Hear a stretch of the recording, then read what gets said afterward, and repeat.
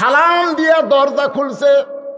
সালাম দিয়ে দরজা খুলে তাকায় দেখে ঘরের মধ্যে ফাতেমা বাম হাতে জাঁতা ঘুরায় আর ডান হাতে আলতেছে।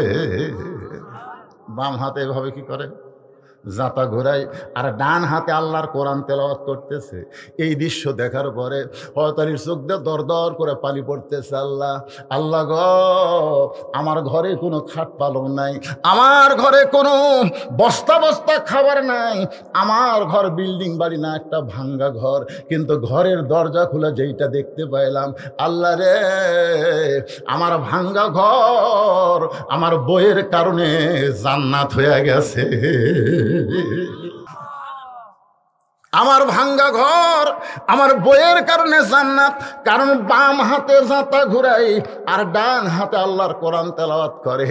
এটা মনে মনে বলার পরে তালির জবান ফসকা বের হয়ে গেছে। রব্বানা পড়েন, রব্বানা আতিনা ফিদ দুনিয়া হাসানাতাও ওয়া ফিল আখিরাতি হাসানা ওয়া কিনা আযাবান নার। আল্লাহু আকবার, আল্লাহ। এটা কিন্তু জবান ফসকে বের হয়ে গেছে। সঙ্গে সঙ্গে ফাতেমা জাঁতা ঘুরান বন্ধ, কোরআন তেলাওয়াত বন্ধ। মায়েরা, যারা পর্দার অন্তর আছেন একটু শোনেন, শোনেন। জাঁতা ঘুরান বন্ধ, কোরআন তেলাওয়াত বন্ধ। দৌড়ে এসে বুড়াঙ্গুলে ভর দিয়া স্বামীর কপালে একটা চুমা খাইছে। আলী বলতেছে, কে গো? আইলি বলতেছে, তুই জাঁতা ঘুরেন বাদ দিলা, কোরআন তেলাওয়াত বাদ দিয়ে এসে আমার চুমা খেলা। আপনি জানেন না, আমার বাবা কইছে স্বামী যখন বইয়ের ঘরে আসবে তখন বিবির জন্য সমস্ত কাজ কাম হারাম, একটাই মাত্র কাজ হচ্ছে স্বামীকে আনন্দ দেওয়া। ধরে করেন সুবহানাল্লাহ, সুবহানাল্লাহ।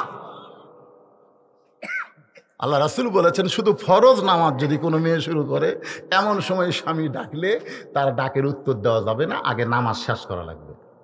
আর বউ যদি নফল নামাজ পড়ে, এমন সময় স্বামী যদি ডাকে, কে গো, কি হয়েছে? নফল ইবাদতের চাইতে স্বামীর ডাকের উত্তর দেওয়া লাগবে। রাসূল বলেছে, আল্লাহর পরে কাউকে যদি সেজদা দেওয়ার হুকুম থাকতো তাহলে ফাতেমা তোমাকে বলতাম হাসান হোসেনের বাপের পায়ে সেজদা করো, কিন্তু আল্লাহ ছাড়া অন্য কাউকে সেজদা দেওয়া যাবে না। এই হাদিস দ্বারা নবী বুঝাইলেন, আল্লাহর পরই মেয়ে মানুষের কাছে সবচাইতে দামি তার হলো স্বামী। ধরে কেন সুবহানাল্লাহ। সে যেভাবেই হোক স্বামী আল্লাহর পরে। আমার মায়েরা, বোনেরা মনে মনে চিন্তা করতে, যে হুজুর, যে স্বামী আমাদের কোনো কথাই শোনে না, আমি মা বোনদের জন্য বলবো, মা, অনেক স্বামী খারাপ আছে, আমি তাদের কথাও কিছুক্ষণ পরে বলতেছি, একটু মনোযোগ দিয়ে শোনেন। মা ফাতেমা যখনই চুমা খাইছে কপালে, কার? স্বামীর। সঙ্গে সঙ্গে স্বামীর উপর কি ওয়াজিব?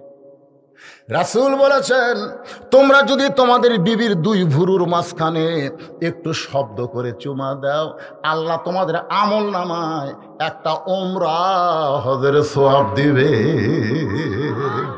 মক্কা মদিনায় যাওয়া লাগবে না, বইয়ের এই জায়গা, এটা যে দুই ভুরুর মাঝখানে।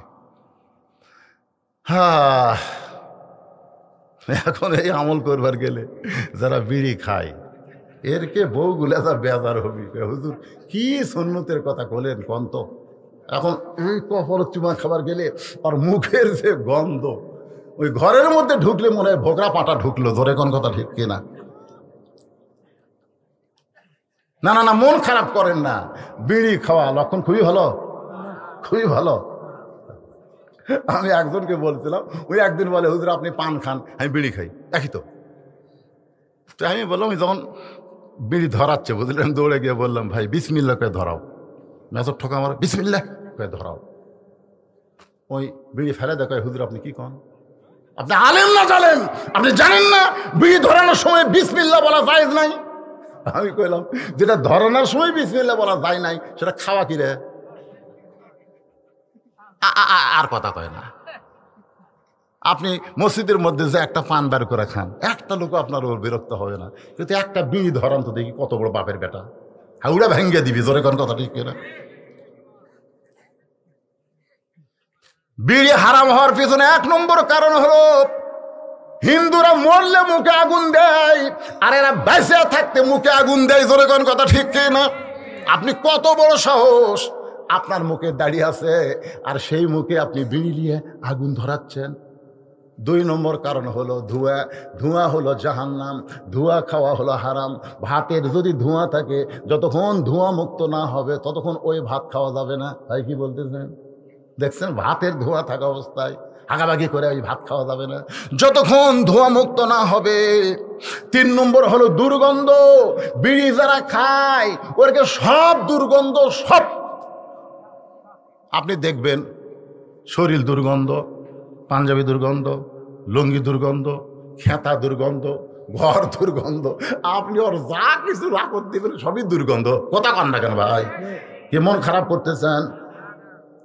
দুর্গন্ধ জিনিসটা ফেরেশতারাও পছন্দ করে না, আমার আল্লাহরও পছন্দ না, রাসূলও সুগন্ধ পছন্দ করে। জোরে কোন ঠিক কি না? হযরত আলী বলেন, ফাতেমা কত সুন্দর তুমি কোরআন তেলাওয়াত করতেছো, কত সুন্দর করে জাঁতা ঘুরাইতেছ, আর সেইটা বাদ দিয়ে এসে আমার কপালে চুমা দিলা, আমিও তোমার কপালে চুমা দিলাম। ফাতেমা মুস্কি মুস্কি হাসে, কোরআন শরীফ পড়া বাদ দিয়া আপনি যে কোরআন শরীফ পড়তেছেন সেইটা তো আমি শুনতেছি, কারণ পুরুষ মানুষ কোরআন পড়লে, পুরুষ মানুষ যখন কোরআন পড়ে সবাই শুনতে পারবে, কিন্তু মেয়ে মানুষ যদি কোরআন পড়ে এটা পর পুরুষকে শোনানো যাবে। জোরে কোন? যদি নাবালেগ হয়, যদি মেয়েটা নাবালেগ হয়, এখনো বালেগ হয়নি, ছোট্ট বাচ্চা, তাহলে সে যদি পড়ে তাহলে কোনো হারাম নাই। কিন্তু যখনই বালেগা হয়ে যাবে, মাসিক হবে, মেয়েদের যখন মাসিক হবে, ওই মেয়েটা জোরে কথা বললে পরপুরুষ শুনলে পর্দার খেলাফ হবে, জোরে কোরআন পড়লে পরপুরুষ শুনলে পর্দার খেলাফ হবে। মেয়েদের কথাও কিন্তু পর্দা, ঠিক কিনা বলেন? আমি এই ওয়াজটা করছি টাঙ্গাইলে। ইতিমধ্যে এক মেয়ে মানুষ আমার কাছে একটা স্লিপ দিছে যে হুজুর, মেয়ে মানুষের কোরআন শরীফ জোরে পড়লে যদি পাপ হয়, তাহলে বর্তমান প্রধানমন্ত্রী জাতির উদ্দেশ্যে যখন ভাষণ দেয় এরা শোনা কি? হ্যাঁ, যে আপনাদের প্রধানমন্ত্রী, আমাদের প্রধানমন্ত্রী যখন ভাষণ দেয় কোরআন শরীফ শোনা যদি না যায়, তাহলে প্রধানমন্ত্রীর ভাষণ শোনা কি? আমি চিন্তা করলাম, এটার যদি অতাওয়া সওবিল হক, মানে ডাইরেক্ট যদি মার দিই, আমাকে আর যমুনা পার হওয়া লাগবি না। আজকেও কিন্তু আরো 2টা বিষয় আছে, কেবল তো 2 নম্বরে ওয়াজ হচ্ছে আমিলুস সলেহা, এরপর অতাওয়া সওবিল হক, এরপর অতাওয়া সবিস সবর। 4টা বিষয় আছে না নাই? জোরে কেন আছে না? হ্যাঁ, আমি চিন্তা করলাম কি করি পারে, মেয়ে মানুষ যে লিখলো। এমন সময় আল্লাহ তাআলা আমার সামনে একটা আয়াত নিয়ে আসলো। আয়াতটা হলো, উদউ ইলা সাবিলি রাব্বিকা বিল হিকমাহ, হিকমত অবলম্বন করো, কৌশল অবলম্বন করো। বর্তমানে ডাইরেক্ট দিয়ে তুমি যমুনা পার হবার পারবা না, হিকমতের সাথে মার দাও। আমি এমন হিকমত ওয়াজ দিলাম, সবাই বুঝবার পারলো, কিন্তু আমাকে ধরবার পারল। বগুড়া আমাকে ধরে নিতে বলছিল, হুজুর আপনি কইছেন শেখ হাসিনা ফকুরনি, খালেদা জিয়া ফকুরনি। আমি বলতেছি আল্লাহর শপথ আমি কইনি, আমি কইনি। দেখেন ওয়াজ বার করেন, আমি খালি বলছি শেখ হাসিনা জনগণ কাছে ফকুরনি, আমি কইছি খালেদা জিয়া ওরা কাছে ফকুরনি। আমি কইছি ক্যাসেট বের করে শোনা থেকে ঠিকই তাই ওরে, হুজুর খালি শেখ হাসিনা খালেদা জিয়ার নাম ধরছে, আর সামনে যারা বসে আসলো ওরা ফকুরনি কত। আমাকে ছাড়া দিল, বগুড়াই আমাকে ছাড়া দিল। আমার মায়ের হবি অ্যাঙ্গেলে, ধরে কোন কথা ঠিক কিনা? পর্দা, মেয়েদের 1 নম্বর নেক আমলের নাম কি? সেই পর্দার সম্পর্কে আলোচনা করতেছে, একটু মনোযোগ দেন। মা ফাতেমা বলে, স্বামী গো, আপনি কোরআন তেলাওয়াত বাদ দিয়া আপনি ঘরের মধ্যে ঢুকলেন, মনে হয় মনে পড়ছে সুবহানাল্লাহ, কি বইয়ের কথা মনে পড়া কি খারাপ? দরকার খারাপ? হযরত আলী বললেন, ফাতেমা তোমার ছোট্ট ছেলে হোসাইন, তোমার ছোট্ট ছেলে হোসাইন, তোমার ছোট্ট ছেলে হোসাইন, যেই করেছে তোমার ছোট্ট ছেলে হোসাইন, সঙ্গে সঙ্গে ফাতেমা থরথর করে কাঁপতেছে। হযরত আলী বলে, ফাতেমা হুসাইন নামটা শোনার পরে কাঁপতেছো কেন? বলে, আমার বাবা যখন দুনিয়া থেকে বিদায় নিয়েছে তখন আমাকে বলেছে, ফাতেমা তুই তো বেশি দিন দুনিয়াতে থাকতে পারবি না। ও ফাতেমা, হাসানকে নিয়ে আমার কোনো টেনশন নাই, তবে হুসাইন বড় জেদি, হয়তো আপনার সঙ্গে কোনো বেয়াদবি করছে, আপনি মায়ের কাছে বিচার দিবার আইছেন। কারণ ছেলেরা যদি ভালো করে তখন বাপ কি কয়, আমার বেটা, ধরে কোন ঠিক কিনা? গোল্ডেন এই প্যালাস পালে কি গল্প করে, চা খা, আমার বেটা গোল্ডেন এই প্যালাস পাচ্ছে, আমার বেটা রে। আর যদি ফেল করে তখন বইয়ের কাছে ঘুরঘুর করে, এটা কি বের করছি ফেরত থেকে। মানে ভালো করলে বাপের নাম, খারাপ করলে মায়ের দোষ, ধরে কোন কথা ঠিক কিনা? একটা নেপোলিয়নও বলেছে, যদি তোমরা ভালো একটা সন্তান চাও তাহলে ভালো একটা মায়ের দরকার। ভালো বাপ দিয়া কাম হবে না, ভালো মাও হওয়া লাগবে। ধরে কোন কি হওয়া লাগবে? ভালো মাও হওয়া লাগবে। একটু মনোযোগ দিয়ে শোনেন। হযরত আলী বলতেছেন, হুসাইন তোমার দরজায় এসেছিল, দরজায় কতগুলো মেয়ে মানুষ দাঁড়িয়ে আছে, তারা তোমার সঙ্গে দেখা করবে, কিন্তু এখন বলো তো হুসাইন কি যখন তখন ঘরের মধ্যে ঢুকতে পারবে? কারণ না, হোসেন তো 4 বছর বয়স, এই জন্য হোসেনের হাতে আল্লাহর কোরআন শরীফ দিয়া আমি ঢুকছি তোমার ঘরে। ফাতেমা বলতেছে আল্লাহু আকবার, আলী বলতেছে আল্লাহু আকবার। কেন? ফাতেমা বলে, স্বামী গো, ওই বাবা মা হলো সবচাইতে বড় ভাগ্যবান যার ছোট বাচ্চার হাতে থাকবে আল্লাহর কোরআন। সুবহানাল্লাহ, জোরে কান। ফাতেমা বলতেছে, ওই বাবা মা সবচাইতে বড় ভাগ্যবান যার মাসুম বাচ্চার হাতে থাকবে আল্লাহর কোরআন। আলী বলে, ফাতেমা তাহলে মেয়েগুলো যে দরজার দাঁড়িয়ে আছে, ওই মেয়েগুলোকে কি আমি ভিতরে ঢুকতে বলবো? তুমি কি অনুমতি দিবা? ফাতেমা বললেন, স্বামী আমার কোনো আপত্তি নাই, মেয়ের আমার সঙ্গে দেখা করবে, আমার কোনো আপত্তি, কিন্তু আপনাকে পর্দার ব্যবস্থা করা লাগবে, আপনাকে পর্দার ব্যবস্থা করা লাগবে। মায়েরা যারা পর্দার অন্তরালে, আর কোনোদিন আসলেহারে আসতে পারবো কিনা মা? কারণ বর্তমান সমাজে যে সন্তানগুলো আমরা পাইতেছি অধিকাংশই হলো সিজার করা। জোরে কোন কি করা? এ কথা কন না কেন? আপনারা বলেন তো, সিজার করা ডাক্তার যারা মেয়েদের পেট কাটে এরা মরদ না মেয়া? আর আমাকে মায়েরা জানেন আমার দাদি কি করছে, যে তুই যখন হচ্ছ, কথাটা শোনেন, কি হয়েছে, কি পড়পড় করে কে রে? বা মাইক পড়পড় করে কে রে? কিসের বাতাস?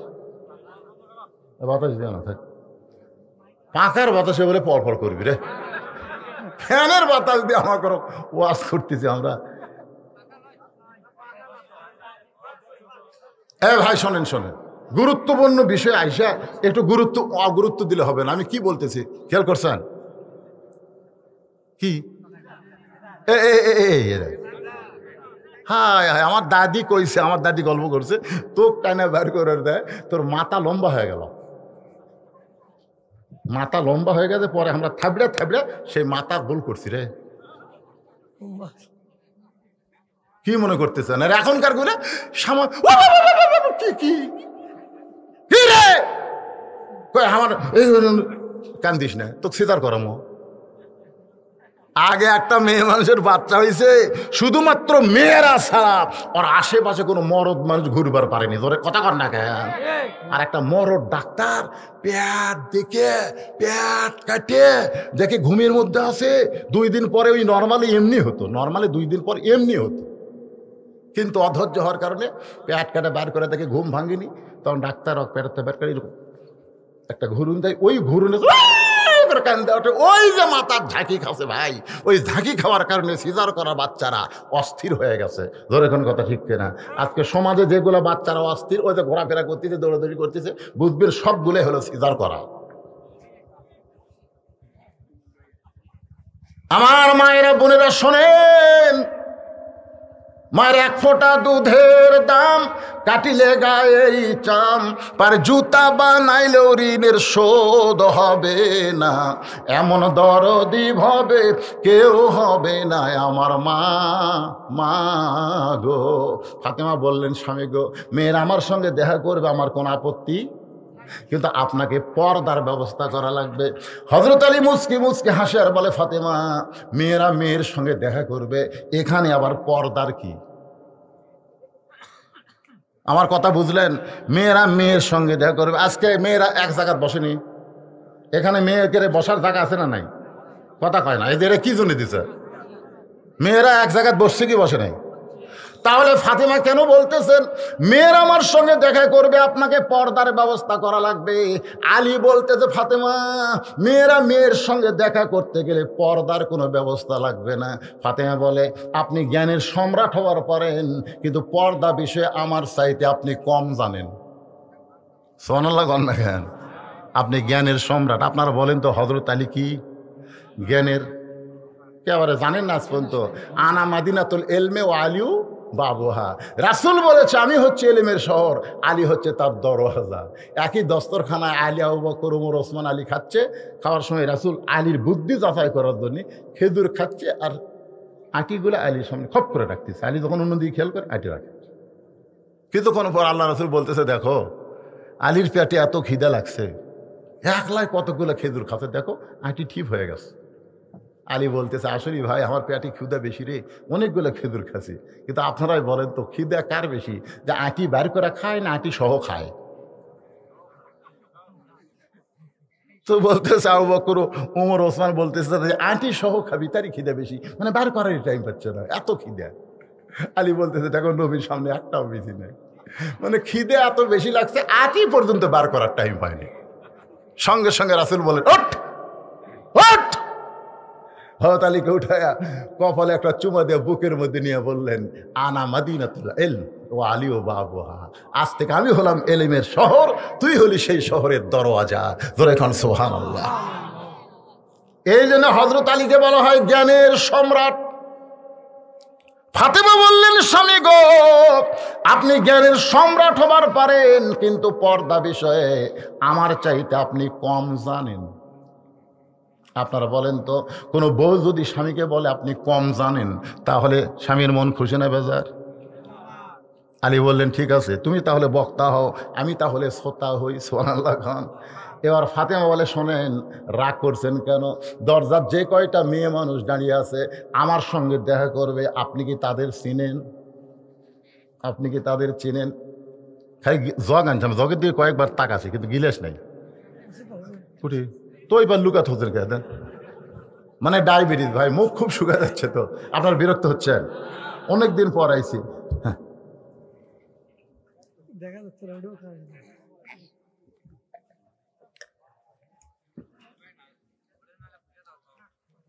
একটু জিকির করি, লা ইলাহা ইল্লাল্লাহ, লা ইলাহা ইল্লাল্লাহ, জোরে লা ইলাহা, লা ইলাহা ইল্লাল্লাহু মুহাম্মাদুর রাসূলুল্লাহ সাল্লাল্লাহু আলাইহি ওয়াসাল্লাম। একটু মনোযোগ দিয়ে শোনেন, ফাতেমা কিন্তু বলতেছেন, দরজার যে কয়টা মেয়ে মানুষ দাঁড়ায় আছে তাদেরকে আপনি চিনেন? আপনার বলেন তো, এই প্রশ্নের মধ্যে মারেফত আছে না নাই? কি মারেফত? দরজায় যে কয়টা মেয়ে মানুষ দাঁড়িয়ে আছে আপনি তাদের চিনেন? আমি খালি বলছিলাম, আমার চাওয়াতো ভাইয়ের বউটা খুবই সুন্দরী রে, এই কথা খালি আমার বউ কছি। আর বউ কয়, আপনি আলেম না লুচ্চা? আমি বললাম, কেন, আমার ভাইয়ের বউ সুন্দরী। তা আপনি কেমন আলেম? আপনার ভাইয়ের বউ সুন্দরী আপনি দেখেন, কোরআনে কোন জায়গাত আছে দেখেন? কুল্লিল মুমিনিনা ইয়াগুদ্দু মিন আবসারিহিম। দেখবার যদি চান আমার চেহারা দেখেন, ভাইয়ের বউয়ের চেহারা দেখেন কেন? আমি ওই দিন কান ধরছি, আর জীবনে কোনো মেয়ে সুন্দরী আমার বউয়ের কাছে কমো না, কলি ধরা খাওয়া লাগবে। জোরে কর কথা ঠিক না? মারাত্মক কথা ফাতেমা কছে। আপনি কি চেনেন? কার কাছে বলছে? হযরত আলী বলতেছেন, ফাতেমা, এই দুনিয়াতে একজন মেয়েকে আমি চিনি, সেইটা হলো আমার হাসান হোসেনের মা। এছাড়া আমি অন্য কোনো মেয়েরে চিনি না। ফাতেমা বলতেছে, তাহলে শোনেন, যে কয়টা মেয়ে দরজায় দাঁড়িয়ে আছে তাদের মধ্যে একটা যদি বেপর্দা থাকে, সবগুলো মেয়েই ভালো, যে কয়টা মেয়ে আমার সঙ্গে দেখা করবে সবাই ভালো, কিন্তু একটা যদি বেপর্দা থাকে, বেপর্দা নারী যারা শয়তানের যানবাহন তারা। আমার সঙ্গে বলা লাগবে ভাই জান, তাছাড়া গ্রামের মধ্যে বেপর্দা দূর করবেন কেমনে? আজকে মায়েরা শুনুক, আমি যেই বলবো বেপর্দা নারী যারা, আপনারা বলবেন শয়তানের যানবাহন। যানবাহন বোঝেন না? বেপর্দা নারী যারা, এই যান বাহন করে কবেন, খালি বাহন করলে হবে না, যান বাহন। বেপর্দা নারী যারা, এখন আর একটা স্লোগান দেওয়া লাগবে, বেপর্দা নারী যারা শিলা কলা তারা, শিলা কলা একই গাছের কলা, এক গামলায় চোষাওয়ালা আর এক গামলায় শিলা, একই গাছের কলা বসে আছে। সমস্ত লোক দেয় বলতে ভাই এই চোষাওয়ালা এলা কত করে কেজি, তো কলা আলা করছে এটা কি হয়?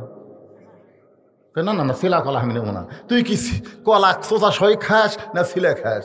কই শিলাই খাই। তা আগে থেকে শিলা আছে রে, খালি লিবি আর খাবি। খরিদ্দার কয় পাগলা পাগলা রে, শিলা কলা আমার খাওয়ার আগেও খাচ্ছে। কলালা বলতেছে, আল্লাহর শপথ করে বলতেছে ভাই কেউ খায়নি।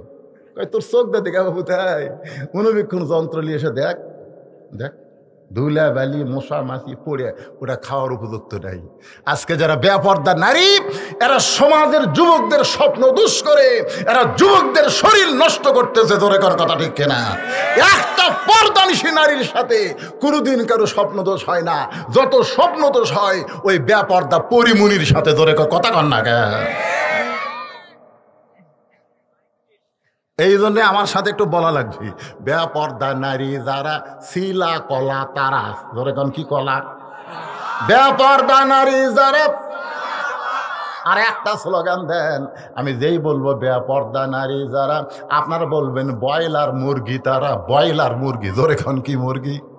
ব্রয়লার মুরগি বোঝেন না? দেশি মুরগি দেখবেন আপনি কাছে যায় ধরে পারবেন না, আপনাকে দেখলেই মারবে দৌড়। আপনি তাকায় দেখেন আঁচড়া পাঁচড়া ফৌরা দিয়া ঢাকা, আর কিছুই দেখতে পারবেন না। এই জন্য দেশি মুরগির গোস্ত ভালো লাগে। আর ব্রয়লার মুরগি দেখবেন আপনি কাছে যান, ওই খালি ওটি ঘুরবি ওটি ঘুরবি। আপনি তাকায় দেখেন আঁচড়া পাঁচড়া সব লাল করে বাইর করে থোজে। ধরে কোন কথা ঠিক কিনা? এই জন্যে আমার সঙ্গে বলা লাগবে, বেপর্দা নারী যারা ব্রয়লার মুরগি তারা, বেপর্দা নারী যারা।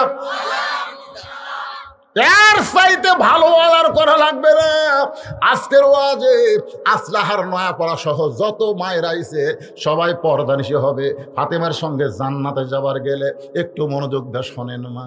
আলী বলতেছেন, ফাতেমা যদি বেপর্দা থাকে আমি কেমনে বুঝবো? ফাতেমা বলে, স্বামী গো, যদি থাকে একজন বেপর্দা নারী, সবাই পর্দানিশী, কিন্তু একটা যদি বেপর্দা থাকে, ওই বেপর্দা নারীর সঙ্গে যদি আমি ফাতেমার দেখা হয়, আর ওই বেপর্দা নারী যখন পর পুরুষের কাছে গিয়ে বলবে ফাতেমার চোখের ভুরু এইরকম, ফাতেমার মুখের সাইজ এইরকম, ফাতেমার গায়ের রং এইরকম, ফাতেমার দাঁতের রং এইরকম, তাহলে বলো তো এই পর্দার মধ্যে থাইকা আমার কোনো লাভ হলো? একটা বেপর্দা নারীর কারণে ফাতেমা পর পুরুষের কাছে প্রকাশ হয়ে গেল। ও গো স্বামী, যেদিন আমার বাবা পর্দার সম্পর্কে বলেছে আমি সেদিন থেকে পর্দার মধ্যে ঢুকে গেছি, আর কোনোদিন পর্দা থেকে বের হব না। স্বামী গো, আমি দুনিয়া থেকে যখন বিদায় নিব আপনার কাছে আমার তিনটা চাওয়া থাকবে। এক নম্বর চাওয়া হলো রাতের অন্ধকারেই কিন্তু আমাকে দাফন করা লাগবে। আমার দুই নম্বর চাওয়া হলো আমার কোনো জানাজার ব্যবস্থা করবেন না। আমার তিন নম্বর চাহিদা হলো আমার লাশটা কিন্তু খাটনিতে আপনি তুলবেন না, বরং ফাতেমার দেহের ওজন দুনিয়ার কোনো পুরুষ যেন বুঝবার না পারে। ফাতেমার বাবা যদি জীবিত থাকতো, মরা মেয়ের লাশের খাটনি বাবা কান্দে নিবার পারত। ফাতেমার হাসান হোসেন যদি বড় হইতো, মায়ের লাশের খাটনি কান্দে নিবার পারত। আপনি শুধু একাই আমারে কান্দে করে নিয়ে জান্নাতুল বাকির পূর্ব কোনায় সবুজ রঙের একটা বাতি জ্বলবে, ওই বাতি বরাবর ফাতেমাকে দাফন করবেন। মা ফাতেমা দুনিয়া থেকে বিদায় নেওয়ার পরে হযরত আলী কান্দে করে নিয়ে জান্নাতুল বাকি, ওই যে সবুজ রঙের বাতি, আবু যার গিফারি কবর খুঁড়তে খুঁড়তে পালায়ে গেছে। হযরত আলী ফাতেমাকে দাফন করার পর গভীর রাত্রে আল্লাহর কাছে বলতেছে, আল্লাহ আমার ফাতেমা সারা জীবন পর্দার মধ্যে ছিল, আজকে পর্দার মধ্যে তাকে দাফন করা হলো। আল্লাহ ফাতেমার পর্দাকে তুমি কবুল করে নাও। এই দোয়া করার পরে তাকায় দেখে সামনে কয়েকটা পুরাতন কবর দেখা যায়। এই মাত্র ফাতেমার কবর দিল। সেই নতুন কবর কোন জায়গায়? হযরত আলী গোটা জান্নাতুল বাকি দৌড়ায় তদন্ত করে, এখনই ফাতেমার কবর দিলাম, সেই কবরটা কোন জায়গায় চলে গেল? গায়েব থেকে আওয়াজ আসতে, আলী রে, আমার ফাতেমা পর্দানিশী, আমি আল্লাহ জোহরা ডিগ্রি দিয়া ফাতেমার কবরটাকেও কিয়ামত পর্যন্ত পর্দা করে দিয়েছি। মা, মারে, যারা পর্দার অন্তরে আছেন মা, এর চাইতার ভালোবাসা আপনাদের করা লাগবে না। আজ থেকে ফাতেমার সিগনেচার নিয়ে যদি জান্নাতে যাবার চান, নামাজ যদি কমও পড়েন সমস্যা নাই, রোজা যদি কমও করেন ক্ষতি নাই, আপনি যদি স্বামীর দুই একটা কথা না শোনেন তেমন অসুবিধা নেই, কিন্তু পর্দা এটা করাই লাগবে। ফাতেমা এখন যদি স্বামী কয় যাও তো সিগারেটটা ধরে নিয়ে আসো, এটা না শুনলেও ক্ষতি নেই। জোরে কোন কথা ঠিক কিনা? সব কথা স্বামীর শোনা লাগবে না, কিন্তু পর্দা সব সময় করতে হবে। তাহলে পুরুষের জন্য 1 নম্বর নেক আমলের নাম কি? এই জোরে কান, এই কথা ভুলে গেছেন, নামাজ ভুলে গেছেন নাকি? পুরুষের জন্য 1 নম্বর কি, আর নারীদের জন্য 1 নম্বর কি? এখন 3 নম্বর বিষয় হলো ওয়াতাওয়াসাউ বিল হক। 3 নম্বর বিষয় কি? ওয়াতাওয়াসাউ বিল হক। হকের কথা বলতে হবে, হকের পথে চলতে হবে। হকের পথে চলতে চলতে যদি জীবন যায়, 1 বার না 10 বার দিতে হবে। আপনারা চিন্তা করতেছেন হুজুর 1 বার না 10 বার, এটা বানোয়াটি কথা কোন কেন? জীবন তো মানুষ একবারই দেয়, তাহলে 10 বার কেমনে দিবে? এটা আমার বানোয়াটি কথা না।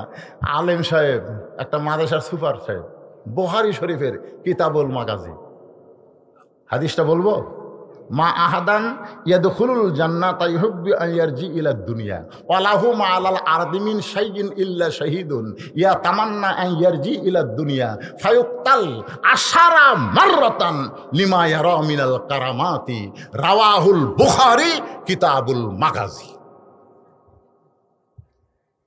একটা ছেলে গজল গাইল উর্দুতে, না কি হলো? উর্দুতে করলো না? বুঝবার পারছেন? কিছুই বলেননি। আমিও চিন্তা করলাম করি একটা গজল কবিতা আবার উর্দুত মারবি। এই উর্দু আমাকে দেশের থেকে দাবড়াইছে কোন সালে? 52 সালে না? কথা কন না কেন? তো যাই হোক, উর্দুতে গেলে বুঝবার পারেন ওই গালেলো না গজল গেল। আমি যে হাদিসটা আরবিতে খুললাম, এর বাংলা কি জানেন? এর বাংলা অর্থ হলো জান্নাতে যাওয়ার পরও একদল লোক দুনিয়াতে আসার জন্য ছটফট করবে। আল্লাহ বলবে, খেরে পাগলা, তোদেরকে আমি জান্নাত দিলাম, তোরা দুনিয়াতে যাবে। আল্লাহ, দুনিয়াতে বাতিলের বিরুদ্ধে হকের পক্ষে লড়াই করে আমি শহীদ হয়েছি, শহীদ হওয়ার যে মর্যাদা আমি দুনিয়াতে পাইছি, যে শান্তি দুনিয়াতে পাইছি, সেটা জান্নাতের মধ্যে নাই। এজন্য দুনিয়াতে আমি আবার ফিরে যাওয়ার চাই। ফায়ুক্তাল আশারা মাররাতান, আমি 10 বার বাতিলের বিরুদ্ধে লড়াই করব, শহীদ হব, কিন্তু জান্নাতে তারপরে আবার ফিরে আসবো। ধরে কারণ আজকে ফিলিস্তিনের মুসলমানেরা সেই মজা পাচ্ছে। মায়ের 2টা সন্তান, বাপ তো শহীদ আছে, এখন 2 বাচ্চা। চিন্তা করতেছে কি করি, একটা 9 বছর, একটা 8 বছর, দুজনের হাতে 2টা পাথর দিছে, দিয়ে বলতেছে যা বাবা যা, ওই যে ইসরায়েলের ইহুদি শয়তান এই শালা করে লক্ষ্য করে মার যা। মা 2টা সন্তানকে পাঠাই দিছে, ওরা 2টা পাথর টুকলে রেখে আল্লাহ আকবার করে মারা দিছে। ওরকে গাওয়ার তো লাগেনি, সাইড দিয়ে গেছে।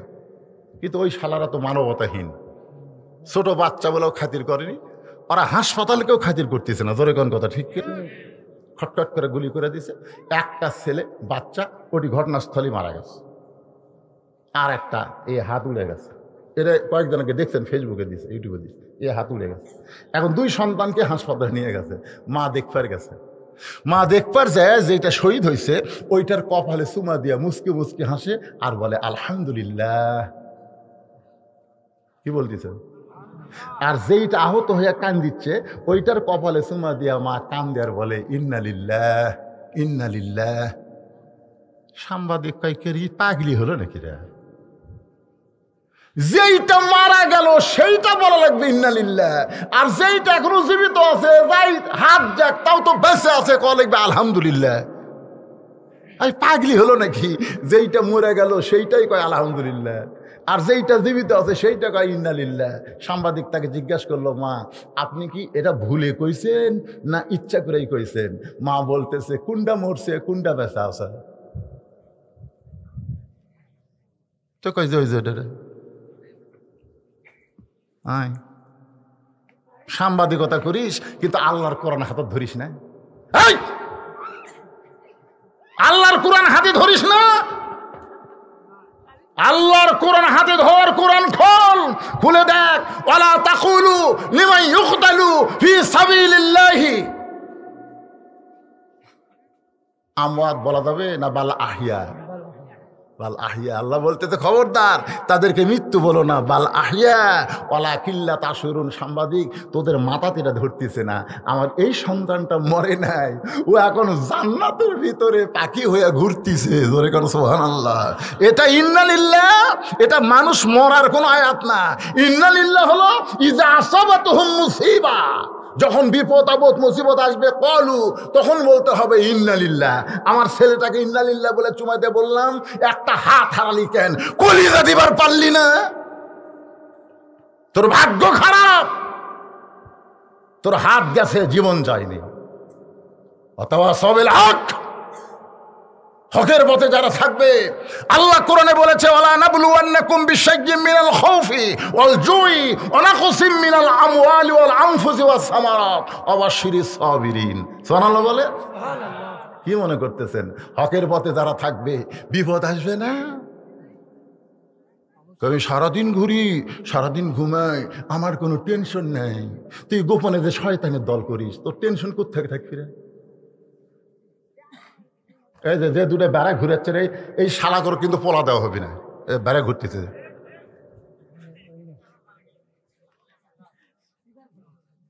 মাহফিল কমিটি দেখেন তো বেড়া চিল্লাইকে পাগল হয়ে শুনতেছে ঘন্টার পর ঘন্টা। আপনাকে দেখতেছিলেন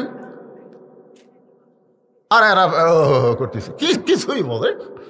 এটা কি মাটি ফেটে বাড়ালো না কেউ জন্ম দিল আল্লাহ জানে রে।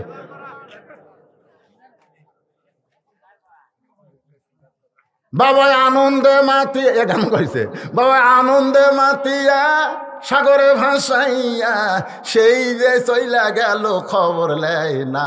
মাজন ধরিয়া উদরে কতই যতন করে, 10 মাস পরে পায় প্রসবের বেদনা। মাজন ধরিয়া উদরে কতই যতন করে।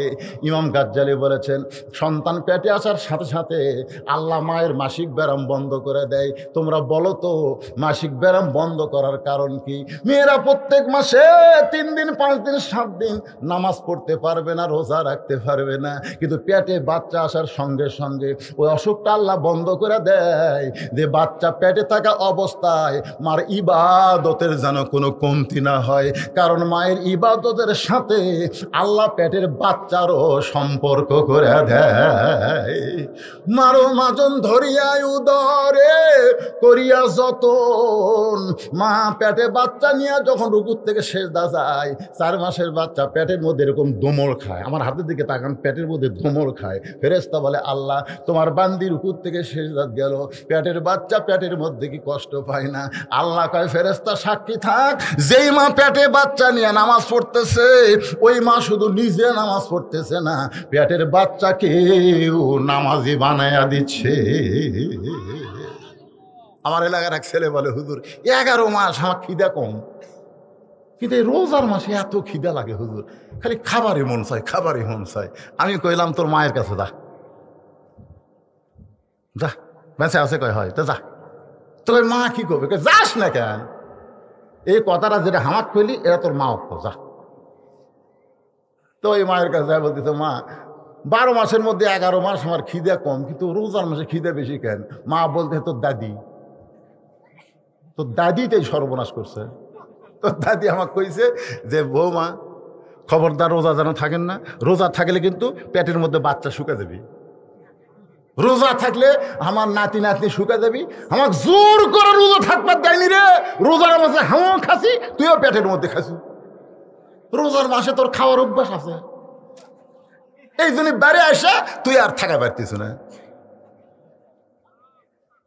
এই জন্য একজন মা যদি ভালো হয়, পেটের বাচ্চা আল্লাহর ওলি হয়, যার প্রমাণ হলো আব্দুল কাদের জিলানী। জোরে কোন কথা ঠিক কেনা কথা কন না গান। এমনি দৌড়াদৌড়ি করে খ্যাক খ্যাক, আর একটাও নাই। এ আসা বান্দর এলাকায় আর উপর বলছে কেরা, এই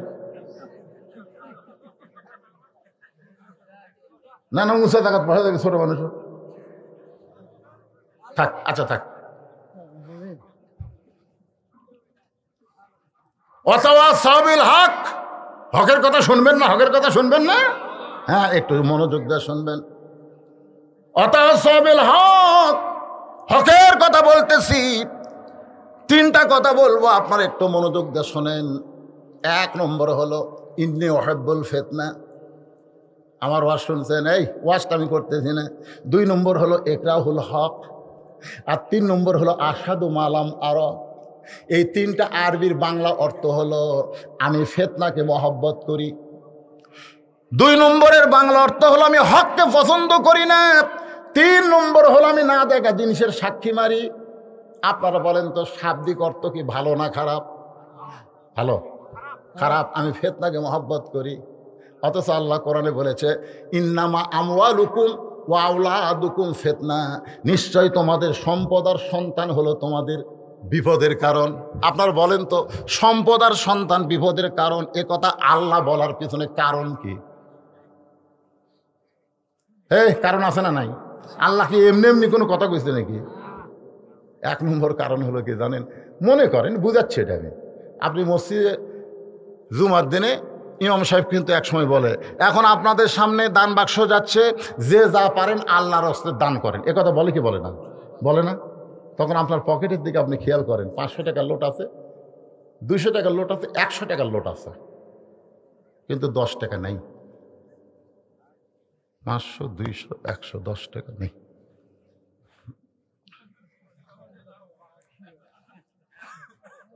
এমন করে ঠেলা মারছে, 2 জন পার হয়ে গেছে। ওরা 2 জন বলতেছে যাকবারে আল্লাহ তোর উপর রহম করুক।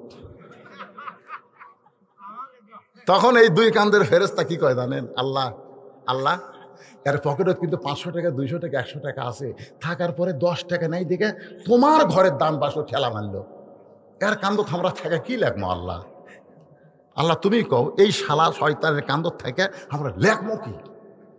যার পকেটের টাকা থাকতে তোমার ঘরের দান বাক্স ঠেলা মারে, আর কান্দ আমরা লেখমো কি? আল্লাহ এই তো শয়তানেরও বড় শয়তান। আপনি কন আপনার পকেটে যে 500 না পারলেন, 200 না পারলেন, 100 টাকা কি আপনি দান বাক্স দিতে পারতেন না? এ কথা কন না কেন? পারতেন না? দান বাক্স 100 টাকা দেননি, আপনি মনে করতেছেন 10 টাকা নেই, দেইনি, আমি 100 টাকা, 200 টাকা, 500 টাকা বাস আছে। আল্লাহ কয় বাস আছে, তোর বেটা হিরোইন ধরবি, তোর বেটি ভ্যানালার সাথে প্রেম করবি, তোর বউ টাইসালা পায়খানা যে পাও পিছলে পড়ে মাজা ভাঙবি, তুই টেকা বাঁচাস। ইন্নামা আমওয়ালুকুম আওলাদুকুম ফিতনা, নিশ্চয় তোমাদের সম্পদ আর সন্তান হলো বিপদের কারণ।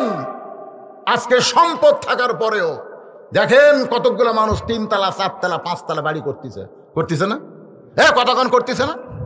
আর মসজিদের জন্য যদি বলা হয় ভাই 1000 টাকা দে, 10টা বস্তা সিমেন্ট দেন, কয় না ভাই রে, এই বাড়ি বানাতে বানাতে আমার হাত শূন্য হয়ে গেছে, ভাই মাফ কর ভাই। আল্লাহ কই আর কান্দর থেকে আমি কি লাগবো? এর কান্দর থেকে আমি কি লাগবো? দুনিয়ার বাড়ি বানাতে বানাতে টাকা শেষ করে আল্লাহ তোমার ঘরও তুই 10 টাকা দিবার পারতিছে না। আজকে মসজিদের উন্নয়ন কল্পে মাহফিল হিসাবে এই কথাটা, এটা হক কথা। ধরে কন কি কথা? আর একটা বলা হয়েছে ইকরাহুল হক, আমি হককে পছন্দ করি না।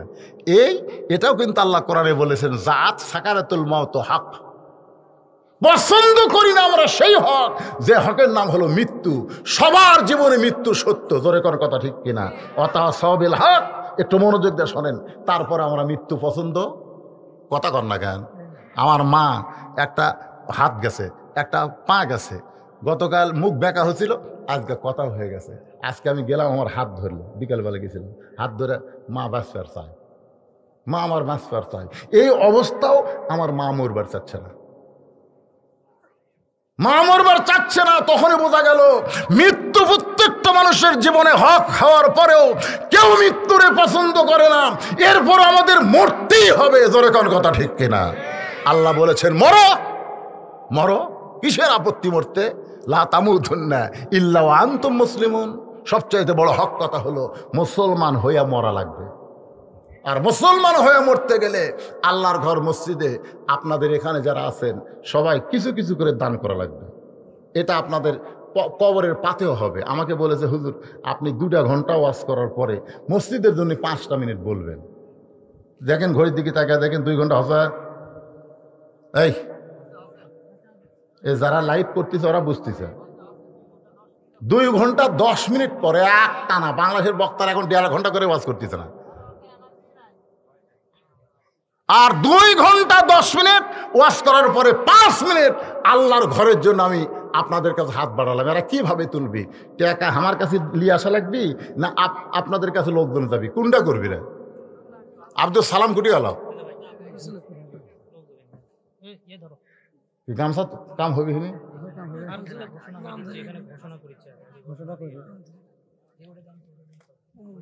এখানে এমন কোনো জামাই নাই, আপনাকে এই নয়াপাড়াতে এমন কোনো জামাই আসেনি যে জামাই আমি একটা মহব্বতের মানুষ 2টা হাত বাড়ালাম 1000 টাকা দেখান তো দেখি। এ জামাই করে বলতেছি ভাই, এ মাথা লড়ান না, লাস্টে সেই বিরিয়ানি মার্কা তবারক আছে, মাথা লড়ান না, কুটি দেবেন।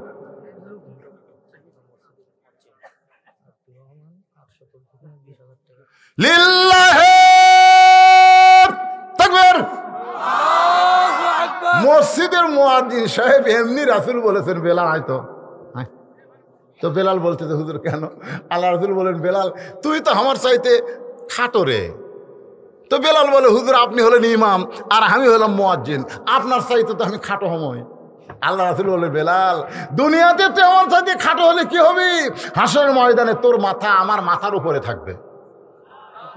বেলাল বলে ইয়া রাসূলুল্লাহ এটা কেন? বলে তুই যে মুয়াজ্জিন, দেখছেন মসজিদের মুয়াজ্জিন ওমরা করে আইছে, সে মসজিদে 8 শতক জমি এবং 20,000 টাকা দান করেছে। এমনি তো মুয়াজ্জিন মানুষ, জান্নাতে মাথা হবে উঁচা। নামও বাবা রে, নামও বাবা রে, আল্লাহর কাছে 2টা নাম সবচাইতে ভালো, একটা আব্দুল্লাহ আর একটা আব্দুর রহমান। ওনার নাম হচ্ছে আবার আব্দুর রহমান, নামে ভালো কামে ভালো, সব দিক দিয়ে ভালো না? মাশাআল্লাহ। মোজাম্মেল হক লয়াবরা মসজিদের জন্য 8% জমি, জোরে গান মারহাবা মারহাবা। হ্যাঁ উনি ওমরা করছে, কে রে? আর ওমরা করে এসে হক। আসলে জানেন হজ করার আগে আর হজ করার পরে যদি একই থাকে। এই শোনেন ভাই একটা গুরুত্বপূর্ণ হক কথা শোনেন। এখন কি ওয়াজ হচ্ছে? অতাওয়া সহবিল হক। একটা হক কথা শোনেন, হজের আগেও যা হজের পরেও তাই, বুঝবেন আর হজ কবুল হয়নি। কথা বুঝতে পারছেন না? হজের আগেও সুদের ব্যবসা করছে, হজ করে আসার হজের আগেও যা হজের পরেও তাই, কোনো পরিবর্তন হয়নি। বুঝবেন ওর হজ আল্লাহ কবুল করে নাই। এই 2 জনই ওমরা করেছে, ওমরা করে আসার পরে 2 জনই 8% করে জমি আল্লাহ তোমার ঘরে করলো দান। রাসূল বলেছে আমার ঘর যারা নির্মাণ করবে, আমার ঘরে যারা দান করবে, আল্লাহ তাদেরকে জান্নাতে একটা ঘরের বরাদ্দ দিয়া দিবে।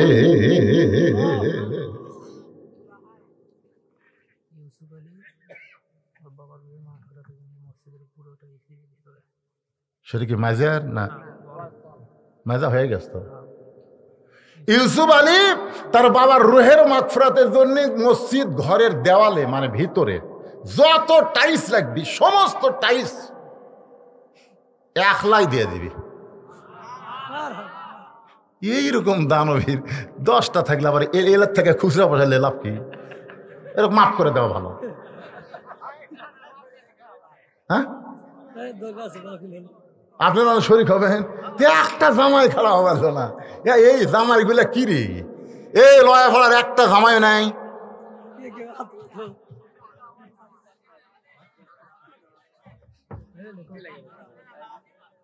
দাওয়াত বলে করেনি, এটা কথা হলো? তাহলে গরু কে খেলো রে? এ বাবা, জামাই পকেটের যদি টাকা না থাকে তো 1,000 টাকা বাকি লিখে দেন তো, এই কাগজ কলমের মধ্যে লিখে দেন। আছে জামাই কুটি? দেখেন তো জামাইয়ের আগমন,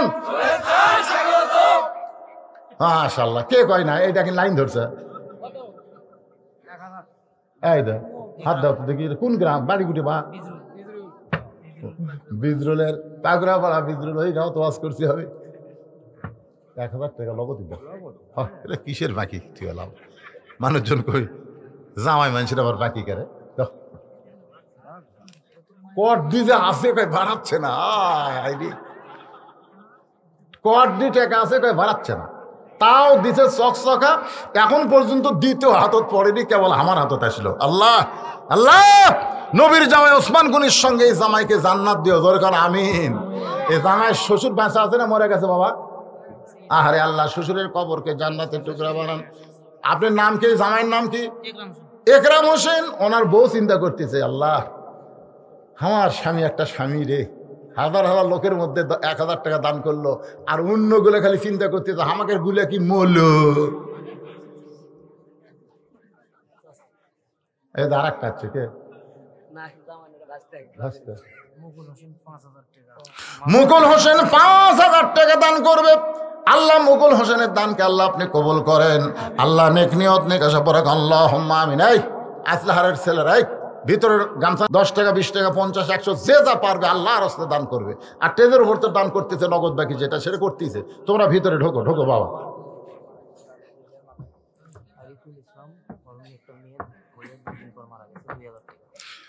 মাত্র 2 দিন জীবিত থাকার পরে আরিফুল ইসলামের একটা মেয়ে মারা গেছে। আহা, দুনিয়াতে 2 দিনের হায়াত নাই ছিল।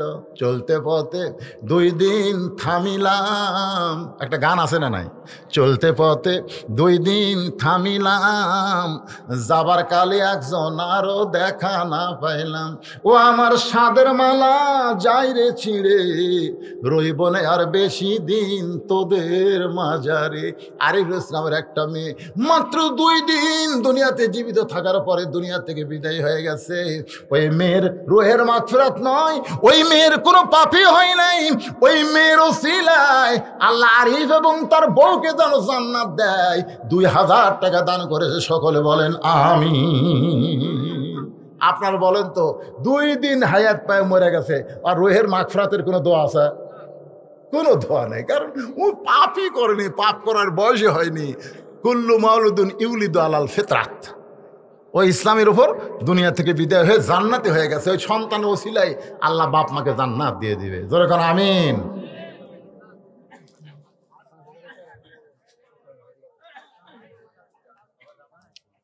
কেবারে কি জন্য উঠতেছে? দেওয়ার জন্য না কি রে? গামছা ভালো করে ধর বাবা, গামছা ভালো করে ধরে, এক ধার দিয়ে পড়ে যায় না।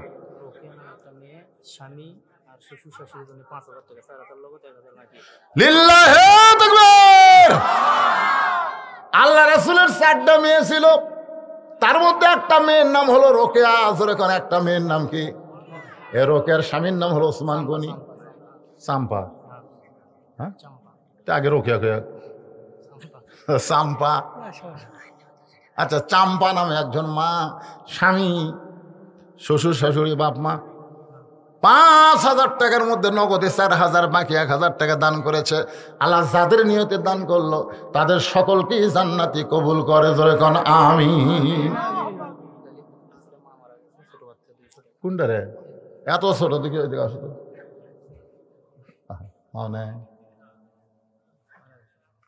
আহা, এত ছোট একজন বাচ্চার মা নাই। নাম কি? আলিফ হাসান। আল্লাহ ছোট্ট বাচ্চা 200 টাকা দান করেছে। আমরা দোয়া করি আল্লাহ তার মার কবরকে জান্নাতের টুকরা কবুল করুক, জোরে কোন আমিন। সবাই বলে আল্লাহুম্মা আমিন। মায়ের মতন আপন কেহ নাই রে দুনিয়ায়, মা জননী নাই রে যাহার, মা জননী নাই রে যাহার, এই দুনিয়ায় তাহার কেহ নাই। মায়ের মতন আপন কেহ নাই রে দুনিয়ায়। আপনাকে মা মরা যায়নি কারু, সে মায়ের জন্য দান করেন। আল্লাহর ঘরে 500 টাকা 1000 টাকা মায়ের জন্য দেন। বাবা যাদের কবরে গেছে বাবার রুহের মাগফিরাতে দান করেন, বাবার জন্য মায়ের জন্য দান করেন। আনিসুর রহমান এই গ্রামের আর একটা জামাই পাওয়া গেছে, মাশাআল্লাহ, আর এক জামাই আনিসুর রহমান 1000 টাকা দান করেছে। আল্লাহ আনিসুর রহমানের দানকে আল্লাহ আপনি কবুল করেন। নবীর ডবল জামাই ওসমান গনির সঙ্গে জান্নাতি কবুল করেন, জোরে কোন আমিন। রেজা মোহাম্মদ আশিক রহমান রঞ্জু, বিশিষ্ট সমাজসেবক, শান্তা গ্রামের, আসে নাই, এরপরেও 2000 টাকা নগদে করছে দান। আল্লাহ তার দানকে কবুল করেন, সকলে বলে আমিন। এ মোহাম্মদ আব্দুল বাকি সাহেব আসেনি, আগামীকাল দিবি। মোহাম্মদ শহীদুল ইসলাম, কোনটা? ওরে বাবা, দাও দাও বাবা দাও। রশিদা বিবি 5-10,000 টাকা, ওনারা আমার বাবা মা। আফজাল হোসেন আর রশিদা বিবি মানে ওনার বাপ মা, 5-10,000 টাকা, জোরে বলেন আলহামদুলিল্লাহ। আর আমি, আর উনি মসজিদের মুয়াজ্জিম বাবদ প্রতি মাসে 1000 টাকা করে দেন। লিল্লাহি তাকবীর। বাপ মার জন্য সেটা মনে হয় উনিই দিচ্ছে। আমি শুনলাম যে ওনার আব্বা খালি ঘুম পাড়ে আর নামাজ পড়ে, কোনো কাজই করে না, এবারে হজ করাইছে, তাই না? তো ও বাপ মার জন্য 10,000 টাকা 5-5, আবার প্রতি মাসে মুয়াজ্জিনের বেতন হিসাবে, হাদিয়া হিসাবে ওনার পক্ষ থেকে 1000 করে দেওয়া হবে। আল্লাহ কবুল করুক, জোরে কোন আমিন। তাহলে 12 মাসে 12,000, এটা কি খালি 1 বছর না সারা দেবন? আল্লাহ যতদিন আল্লাহ জীবিত রাখছে, বিশাল দান, যতদিন আল্লাহ জীবিত রাখছে। ওনার মতন খালি 10টা দানবীর পাওয়া গেলে মুয়াজ্জিনের বেতন 10,000 হবে, জোরে কোন ঠিক কিনা? এখন সব জায়গার বেতন বাড়লো, খালি ইমাম মুয়াজ্জিনের বেতন বাড়েনি। সব জিনিসের দামও বেশি, খালি এই দুটার দাম কম। হ্যাঁ, জামা বাচ্চা, মাশাআল্লাহ।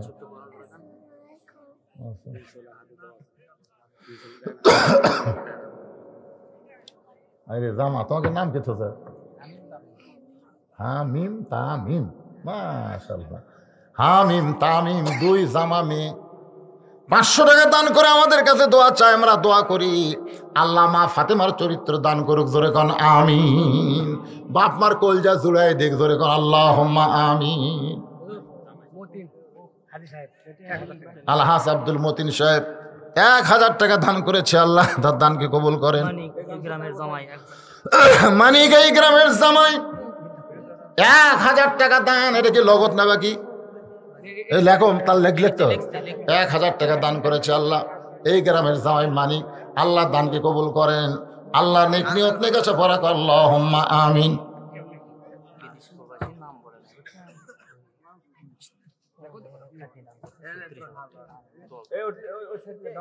বিদেশে চাকরি করে, নাম প্রকাশ করবে না, এই মসজিদের খাটনি বাবদ 36,000 টাকা ধরে গান মারহাবা। মরার পরে ওটা লাগবে, লাগবে না ভাই? ওটা লাগবে। তাহলে আমার সঙ্গে এই পোলা বাদ দে, 2-1 জন ওঠে গেলে এই পাগলারা। অথবা সবরের ওয়াজ হয়েছে? হয়নি তো, ওয়াজই শেষ হয়নি। কি নাম বাবা?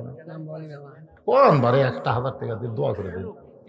ইউসুফ আলী আল্লাহ 1000 টাকা দান করেছে, আল্লাহ দানকে কবুল করেন। মসজিদের খাটনি, সবাই বলেন মসজিদের খাটনি, আমার বাড়ির আঙ্গিনায় ধরাধরি করে নিয়ে আসবে। সেদিন বড়ই পাতার গরম পানি, বড়ই পাতার গরম পানি আমার দেহে ঢালিবে, রঙিন কাপড় খসায়া সাদা কাফনের কাপড় পরাইবে। একদিন মসজিদের খাটনি আমার বাড়ির আঙ্গিনায় ধরাধরি করে নিয়ে আসবে। টুকু আর আইলা 5,000 টাকা দান করছে। আল্লাহ দানকে কবুল করেন। আল্লাহ নেক নিয়ত নেক আশা পরাক আল্লাহুম্মা আমিন।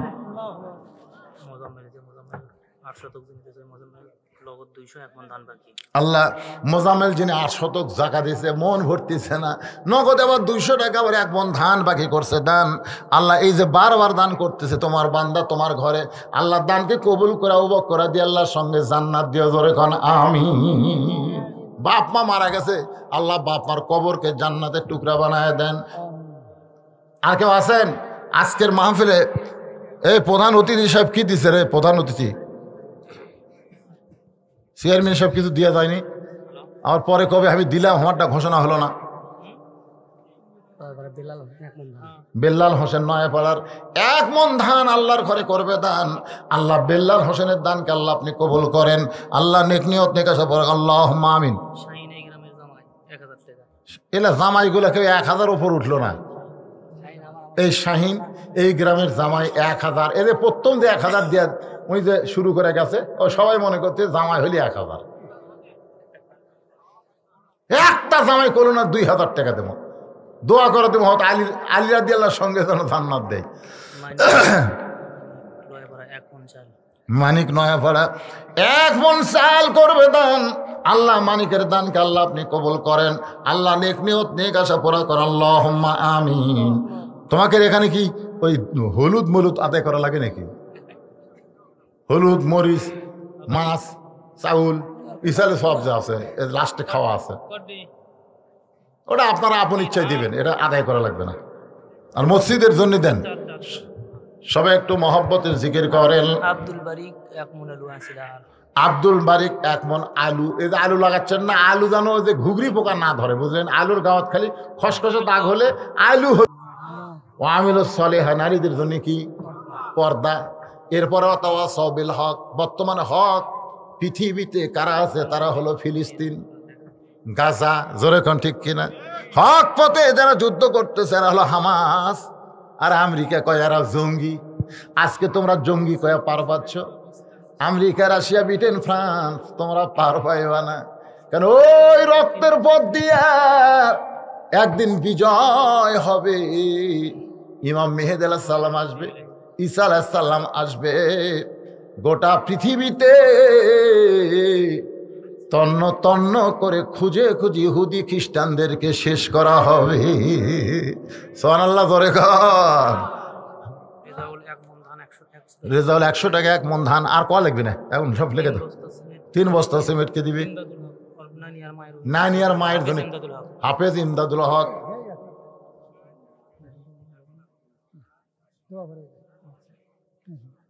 কুড়ি দেওয়ার করছে, অসুবিধা হচ্ছে। অসুবিধা হয়ে গেল যে হাসতে হাসতে শুনলো ভাই আমার। তাই তো আল্লাহ আমার আরাফাতের ভাই আল্লাহ আলহাদুল ইসলাম কিছুক্ষণ আগে ছেলে দিয়ে গেল, বাবা 1000 টাকা করলো দান আল্লাহর ঘরের জন্যে।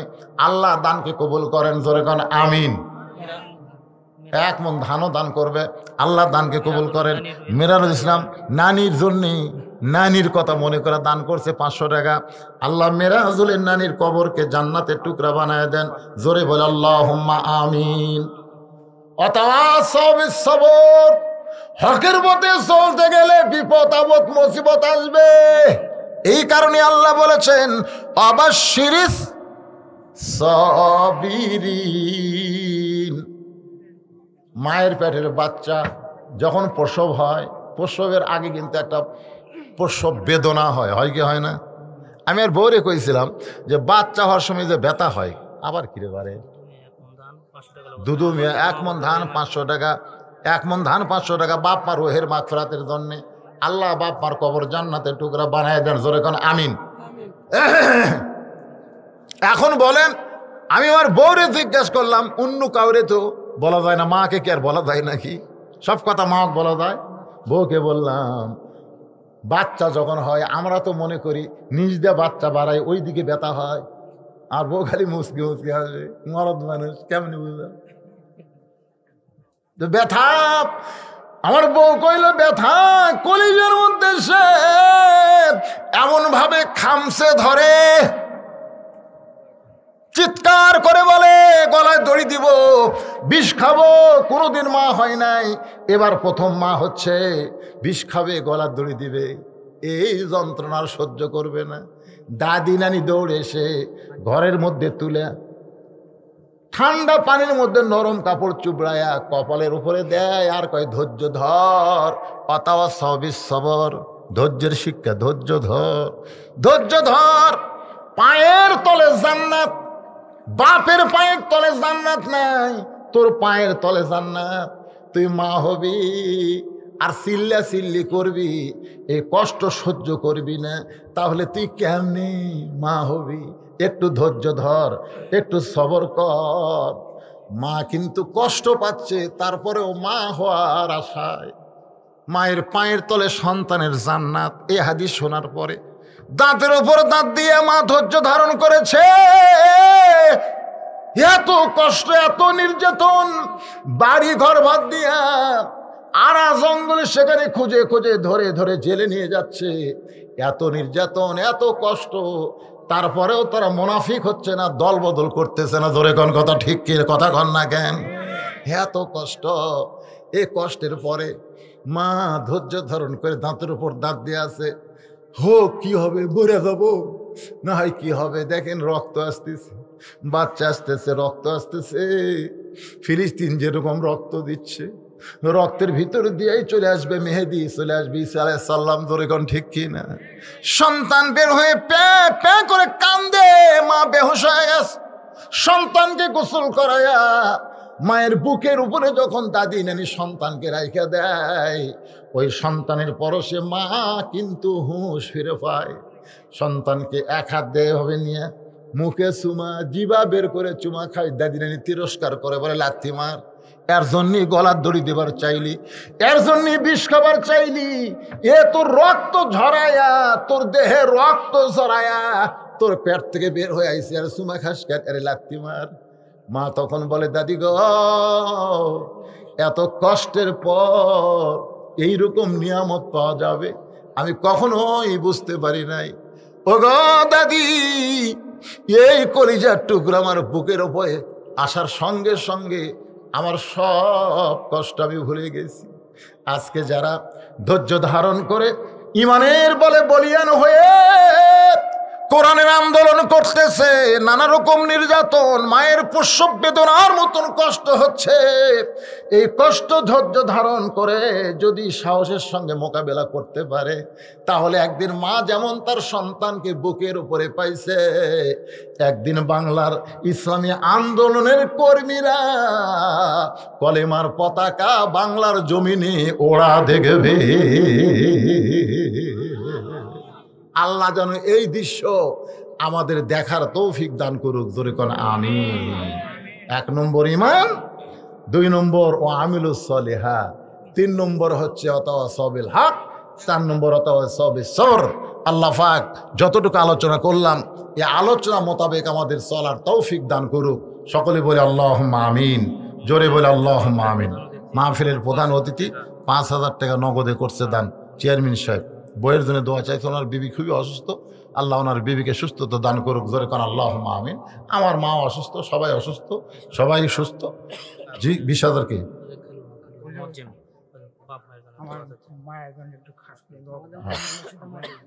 আপনি তো 20,000 টাকা 4-800 তো ঘুমিয়ে দিচ্ছেন।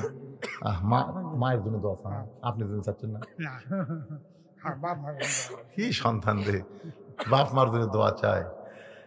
আল্লাহ সবার জন্য দোয়া হবে, ইস্তেগফার পড়েন। আস্তাগফিরুল্লাহ রব্বি মিন কুল্লি জামমি ওয়া তুবু ইলাইহি, আস্তাগফিরুল্লাহ রব্বি মিন কুল্লি জামমি ওয়া তুবু ইলাইহি, লা হাওলা ওয়ালা কুওয়াতা ইল্লা বিল্লাহিল আলিয়্যিল আযীম। ভাইজান আপনি কিছু বলবেন? রেমন নয়াপাড়া 1000 টাকা দান করছে। আবুল ফারা 1 মণ ধান দান করছে। আল্লাহ দানকে কবুল করুন, আল্লাহুম্মা আমিন। এই মাইকটা একটু দাও। আসসালামু আলাইকুম ওয়া রাহমাতুল্লাহি ওয়া বারাকাতুহু। একটা ছেলে দেখতে খুব ছোট, আব্দুল সালাম, চেনেন আপনারা? ও কিন্তু অনেক দিন আগে আমাকে এখানে নিয়ে এসেছিল, এখনো দিকে ওই অবস্থায় আছে। মাশাআল্লাহ। আজকে বললাম বয়স কত? 25-30? কয় না হুজুর 40-এর ধারুর। অত্যন্ত মহব্বত করে। তো আমিও তাকে খুব মহব্বত করে, আপনারাও তাকে নেক নজরে দোয়া করবেন। আল্লাহর পক্ষ থেকে দোয়া চাই। এবং আমার ব্যাপারে কেউ যদি এরকম মনে করেন যে হুজুরকে আমরা দাওয়াত দিব, তাহলে ওই আমার ছোট ভাইয়ের সঙ্গে যোগাযোগ করবেন, যোগাযোগ রাখবেন। যদি আল্লাহ সময় সুযোগ দেয়, আবার আগের মতো যেন আপনাদের কাছে ফিরে আসতে পারি, আবার আগের মতো যেন ওয়াজ করতে পারি, আল্লাহ যেন তৌফিক দেয়। জোরে খানা আমিন। মারাত্মক একটা দুর্ঘটনা থেকে আল্লাহ আমাকে এখানে আজকে আসার তৌফিক দিয়েছেন। আপনারা সবাই ফেসবুকে দেখছেন আমার গাড়ি ভেঙে চুরমার হয়ে গেছে, অথচ আল্লাহ আমাকে ভালো রাখছে। কিন্তু একটা দুঃখ হলো, আমার মাকে আমি হাসপাতালে রেখে আইছি। মা আমার হঠাৎ স্ট্রোক করছে, তার একটা হাত একটা পা চলে গেছে, অবশ হয়ে গেছে, মুখ বেঁকা হয়ে গেছে। মা কাছ থেকে আইছি এবং মার জন্য দোয়া চাই। এবং আপনারাও যারা সকলে সবার জন্য আল্লাহর কাছে দোয়া করবো। এই জন্যে তার আগে আমাকে একটু বলা হলো যে হুজুর একটু কাতার হয়ে যদি বসে, কাতার মানে এই আপনাদের ভিতর দিয়ে ওরা হেঁটে হেঁটে তবারক দিবে, এই জন্য একটু লাইন হয়ে বসেন, তাহলে দিতে একটু সুবিধা হয়। হ্যাঁ, তবারক দিতে একটু সুবিধা হয়, এই জন্যে মাঝখানে দিয়ে যেন ওরা যাইতে পারে, এইরকম করে একটু বসেন হইচয় না করে, এই ওখানে খালি একটু ঘুরে ঘুরে আপনারা বসেন আর ইস্তেগফার করেন। আস্তাগফিরুল্লাহ রব্বি মিন কুল্লি জামমি ওয়া তুবু ইলাইহি, আস্তাগফিরুল্লাহ রব্বি মিন কুল্লি জামমি ওয়া তুবু ইলাইহি, লা হাওলা ওয়ালা কুওয়াতা ইল্লা বিল্লাহিল আলিয়্যিল আযীম। আল্লাহুম্মা সাল্লি আলা সাইয়্যিদিনা শাফিনা নাবিয়িনা মাওলানা মুহাম্মদ ওয়া আলা আলিহি ওয়া সাহবিহি ওয়া বারাক ওয়া সাল্লিম। মোনাজাত শুরু করে দিলাম। আল্লাহুম্মা আমিন। আল্লাহুম্মা আনতাস সালাম ওয়া মিনকাস সালাম, তাবারাকতা ইয়া যাল জালালি ওয়াল ইকরাম।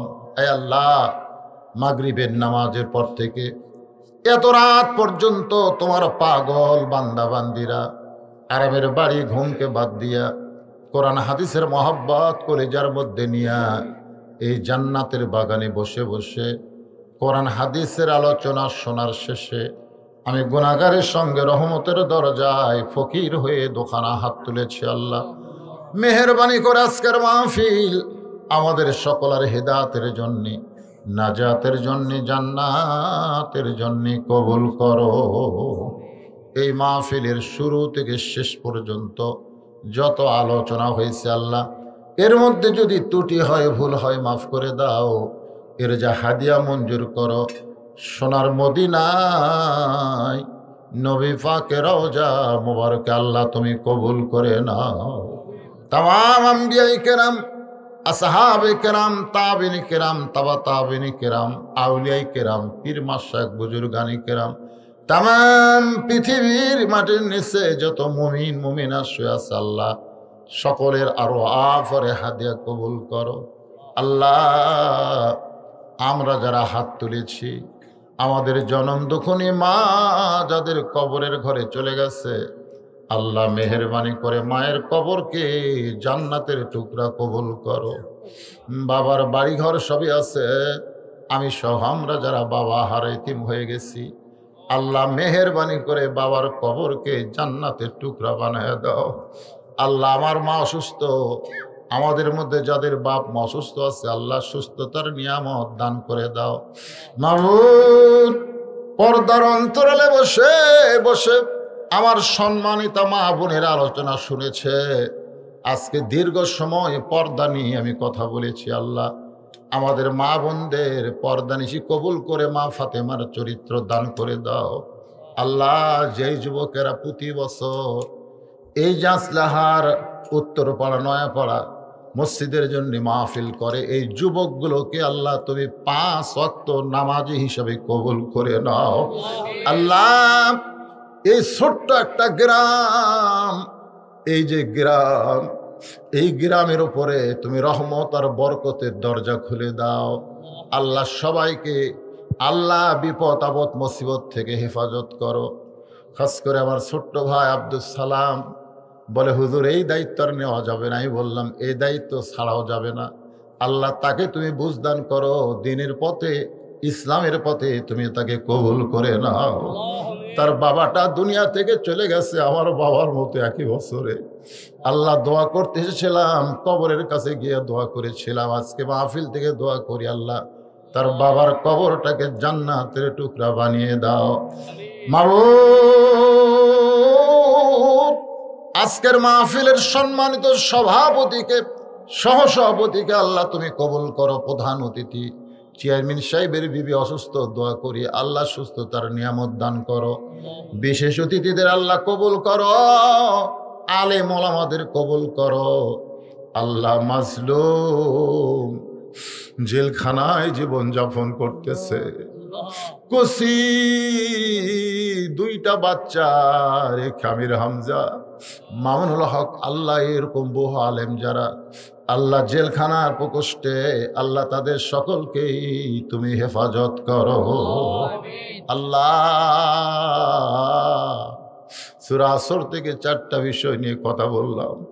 বক্তা এবং শ্রোতা সকলকে আল্লাহ তুমি আমল করার তৌফিক দান করে দাও। প্রতি বছর এমন করে একটা জান্নাতের বাগান এই গ্রামে লাগবে, এইরকম একটা তৌফিক আল্লাহ তুমি দান করে দাও আল্লাহ। যেই তবারক তারা তৈরি করেছে সকলের কাছেই যেন তবারক পৌঁছাতে পারে, শর্ট যেন না পড়ে আল্লাহ। আসার সময় বৃষ্টি হচ্ছিল, মনে করেছিলাম মাহফিল কি হবে, এত সুন্দরভাবে মাহফিল শেষ হবে। আল্লাহ তোমার দরবারে আমরা এইটুকু বিশ্বাস রাখি, আল্লাহ তুমি আমাদের দোয়াটাকে কবুল করে নাও আল্লাহ। কোরআন শুনতে এত ভালো লাগে, কোরআনের সমাজ বাংলাদেশে চালু করে দাও আয় আল্লাহ তাআলা। ফিলিস্তিনের মুসলমান শিশু বাচ্চা সহ প্রায় 20,000কে ওরা হত্যা করেছে। তুমি আর কত রক্ত চাও আল্লাহ। তুমি আব্রাহা বাদশাকে আবাবিল পাখি দিয়ে ধ্বংস করে দিয়েছো, তুমি ইচ্ছা করলে পারো ইহুদিদেরকে ধ্বংস করে দিতে আল্লাহ। তোমার ঘরকে তুমি হেফাজত করো আল্লাহ। ফিলিস্তিনের মুসলমান যারা চলে গেল শহীদের মর্যাদা দান করো, যারা আহত অবস্থায় আছে সবাইকে সুস্থতার নিয়ামত দান করে দাও আল্লাহ। বিশ্বের মুসলমান যেখানে বিপদ আপদ মুসিবতে আসে, খাস করে আমার বাংলাদেশের প্রতি আল্লাহ তুমি রহমত নাজিল করো। এখন 1 মিনিট কোনো দিকে চিন্তা না করে একটু নিজের চিন্তা করেন। কত মানুষের জানাজার নামাজ আমরা পড়েছি, 2 হাত দিয়ে কত কবরে আমরা মাটি দিয়েছি, এই 2 হাত দিয়ে কত লাশ আমরা অন্ধকার কবরে নামায় দিছি। একদিন আমরা সবাই মরে যাব।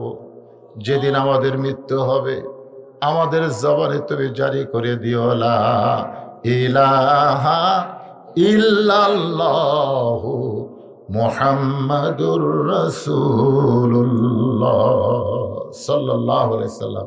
আসসালামু আলাইকুম ওয়া রাহমাতুল্লাহি ওয়া বারাকাতুহু।